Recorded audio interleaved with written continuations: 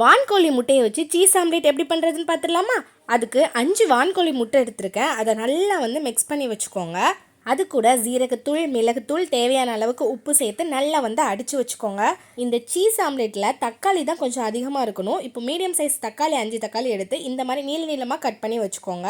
உங்களுக்கு விருப்பமான வெஜிடபிள்ஸ் சேர்த்துக்கோங்க. நான் இன்றைக்கி கேப்சிகமும் தக்காளியும் வச்சு தான் இது செஞ்சு காமிக்க போகிறேன். அதுக்கு ஸ்டவ் ஆன் பண்ணிட்டு ஒரு பேன் வச்சு அதில் தேங்காய் எண்ணெய் சேர்த்துக்கோங்க. தேங்காய் எண்ணெய் தான் நல்ல ஸ்மெல்லாக இருக்கும். எண்ணெய் சூடானதுக்கப்புறம் ஒரு மிளகா குட்டி குட்டியாக நறுக்கி வச்சுருக்கேன். அதை எண்ணெயில் போட்டு நல்லா பொரிஞ்சதுக்கப்புறம் கேப்சிகமும் தக்காளியும் சேர்த்துக்கோங்க. தேவையான அளவுக்கு உப்பு சேர்த்துக்கோங்க. சிக்கன் மசாலா உங்ககிட்ட என்ன மசாலா இருக்கோ அதையும் கொஞ்சமாக ஃப்ளேவருக்கு சேர்த்துக்கோங்க.